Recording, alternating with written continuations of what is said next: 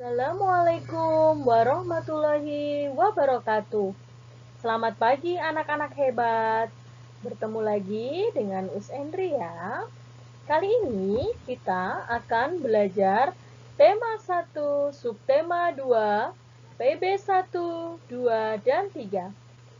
Sebelum pembelajaran hari ini kita mulai, kita melakukan doa dulu ya, agar pembelajaran hari ini berjalan dengan lancar. Oke, mari kita mulai. Yang pertama adalah gagasan pokok dan gagasan pendukung dalam bentuk diagram. Gagasan pokok dan gagasan pendukung akan lebih mudah dipahami jika disusun dalam bentuk diagram.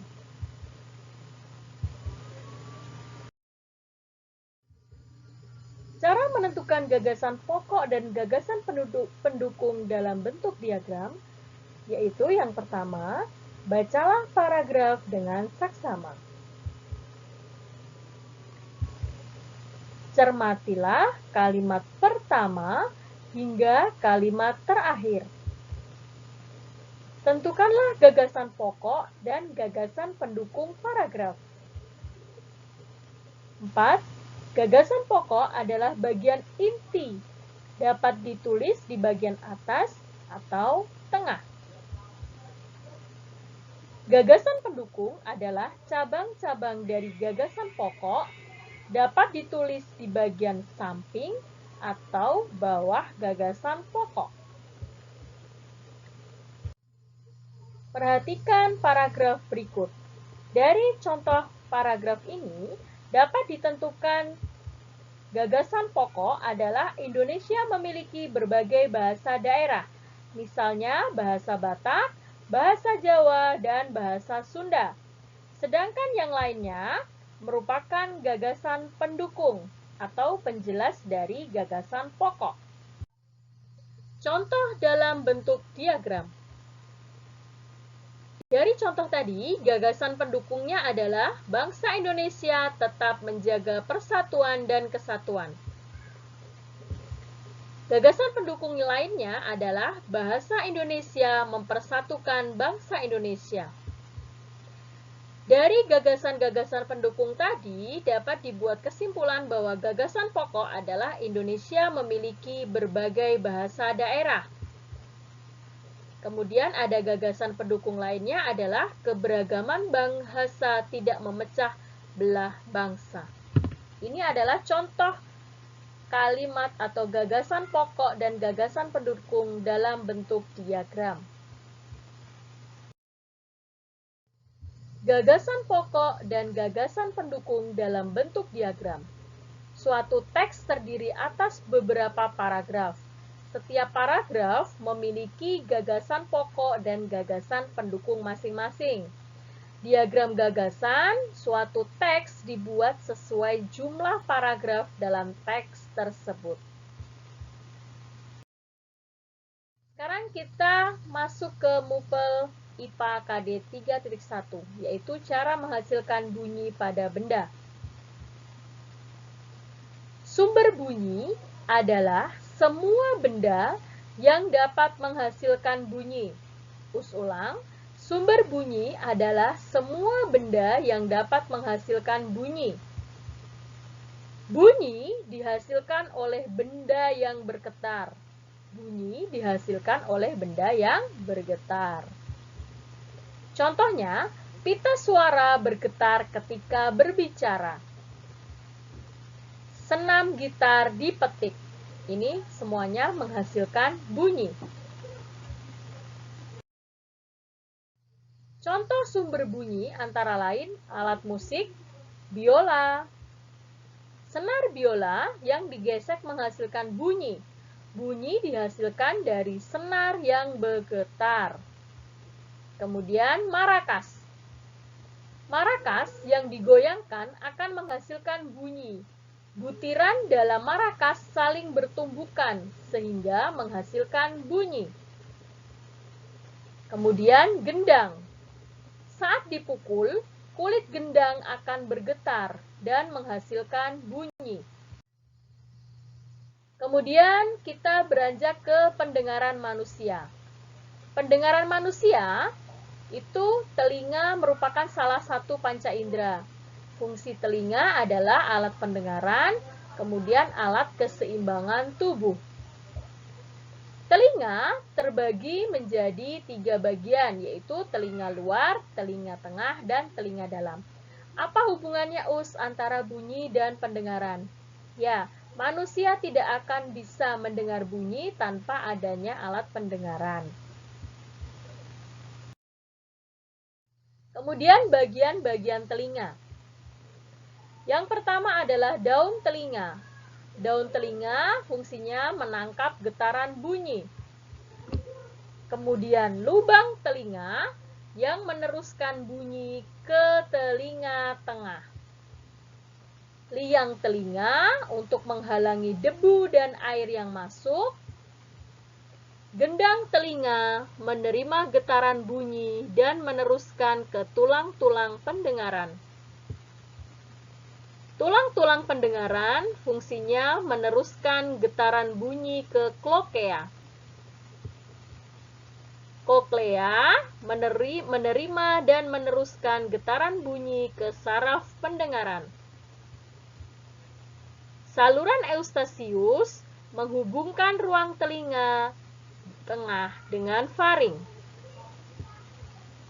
Kemudian saluran setengah lingkaran fungsinya membantu dalam mempertahankan keseimbangan tubuh. Nah, tadi dibagi menjadi 3 bagian, yaitu telinga luar, telinga tengah, dan telinga dalam. Proses mendengar bunyi. Bunyi dapat dimulai dengan getaran dari sumber bunyi. Kemudian gelombang bunyi ditangkap oleh daun telinga. Gelombang bunyi merambat di liang telinga. Kemudian bunyi menggetarkan gendang telinga. Kemudian getaran liang telinga menggetarkan tulang-tulang pendengaran. Koklea menangkap getaran dari tulang-tulang pendengaran dan mengirimkan ke saraf pendengaran. Kemudian saraf pendengaran mengirimkan rangsangan bunyi ke otak. Otak menerjemahkan bunyi yang didengar. Untuk mempermudah anak-anak dalam menghafalkan pendengaran atau organ pendengaran, Ibu atau Us punya lagu organ pendengaran ya. Perhatikan dengan seksama. Di luar ada daun telinga yang gunanya menangkap suara. Diteruskan lubang, diperjelas gendang, gelombang suara getarkan gendang. Di tengah ada tulang pendengaran, martil landasan sanggur di berurutan. Ke klokea bawa getaran, eustasius saluran jaga tekanan udara biar imbang. 3 saluran setengah lingkaran membuat tubuh jadi seimbang. Dan di rumah siput syaraf dirangsang, ke otak syaraf bawa getaran. Ya, dihafalkan ya lagunya agar anak-anak mudah dalam memahami organ pendengaran. Kemudian, kepekaan telinga sebagai indera pendengar. Telinga manusia dapat mendengar bunyi dengan frekuensi 20–20.000 Hz. Ada orang yang dapat mendengar bunyi lemah atau pelan, dan ada orang yang dapat mendengar bunyi kuat atau keras. Indera pendengar yang baik dapat mendengar dengan jelas asal sumber bunyi dan tinggi rendahnya bunyi. Cara memelihara kesehatan telinga. Telinga perlu dirawat kebersihannya agar tetap sehat. Cara merawat telinga adalah membersihkan telinga bagian luar secara teratur menggunakan kapas yang bersih.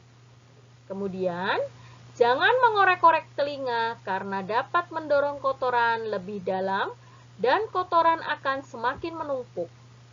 Kotoran yang menumpuk dapat mengganggu pendengaran, mengakibatkan robeknya selaput gendang telinga. Jika kotoran telinga banyak, bersihkan atau pergilah ke dokter THT. THT kepanjangan dari telinga, hidung, dan tenggorokan ya, untuk dibersihkan. Jika ada suara memekakkan telinga, segera tutup kedua lubang telinga agar gendang telinga tidak rusak.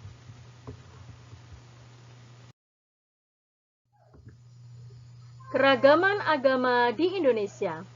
Indonesia mengakui 6 agama, yaitu Islam, Kristen, Katolik, Hindu, Buddha, dan Konghucu. Yang pertama, agama Islam. Kitab sucinya Al-Quran, tempat ibadahnya masjid. Hari besar keagamaannya Idul Fitri, Idul Adha, Tahun Baru Hijriah, Maulud Nabi Muhammad SAW, dan Isra Mi'raj. Agama Kristen. Kitab sucinya Alkitab. Tempat ibadah gereja. Hari besar keagamaannya hari Natal, hari Jumat Agung, hari Paskah, dan kenaikan Isa Al-Masih. Agama Katolik. Kitab sucinya Alkitab. Tempat ibadahnya gereja. Hari besar keagamaannya hari Natal, hari Jumat Agung, hari Paskah, dan kenaikan Isa Al-Masih. Agama Hindu. Kitab sucinya Weda. Tempat ibadahnya Pura. Hari besar keagamaannya hari Nyepi, hari Saraswati, dan hari Pager Wesi. Agama Buddha. Kitab sucinya Tripitaka. Tempat ibadahnya Wihara. Hari besar keagamaannya hari Waisak, hari Asadda, dan hari Katina. Agama Konghucu. Kitab sucinya Sisu Wujing. Tempat ibadahnya Klenteng. Hari besar keagamaannya adalah Tahun Baru Imlek dan Cap Gomeh. Kita masuk ke Mupel PKN. Kerjasama dalam keberagaman. Kerjasama merupakan kegiatan yang disepakati bersama untuk mencapai suatu tujuan. Manfaat kerjasama. Yang pertama, meringankan pekerjaan. Membuat pekerjaan menjadi cepat selesai. Meningkatkan rasa persatuan dan kesatuan. Memupuk rasa tolong-menolong. Contoh kerjasama di lingkungan sekolah. Kerja bakti dengan teman-teman di sekolah adalah contoh kerjasama dalam keberagaman. Kita masuk ke SBDP, yaitu pola lantai dasar dalam tari. Pola lantai adalah formasi yang dilakukan penari dengan perpindahan, pergerakan, atau pergeseran posisi saat menari. Fungsi pola lantai dalam menari adalah menciptakan kekompakan antar penari, memperindah tarian, dan membentuk komposisi dalam pertunjukan. Contoh pola lantai. Pola lantai gerakan ke-1, berjalan, bersisihan, atau berpasangan dengan membentuk pola lantai barisan vertikal. Seperti ini ya, vertikal. Kemudian, pola lantai gerakan kedua. Setiap pasang penari bergerak menyebar dengan membentuk pola lantai baru. Gerakan menyebar ke samping kanan dan kiri secara berselingan. Jika digambarkan seperti ini. Jadi, ada yang ke kanan dan ada yang ke kiri. Kemudian pola lantai gerakan ketiga. Setiap pasang penari bergerak membentuk pola lantai barisan horizontal. Contohnya seperti ini. Horizontal itu ke samping ya, atau lurus ke kiri kanan. Pola lantai gerakan keempat. Setiap penari bergerak ke depan dan ke belakang membentuk pola lantai baru. Tadi setelah gerakan horizontal, kemudian ada yang maju, ada yang mundur, ya, menjadi gerakan keempat.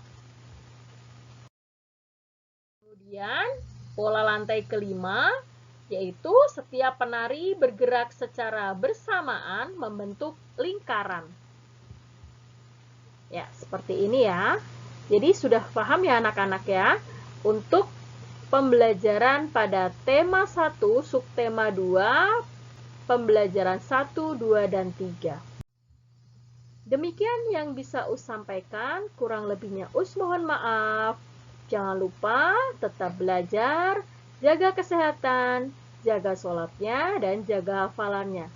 Us akhiri dengan billahi taufik walhidayah. Wassalamualaikum warahmatullahi wabarakatuh.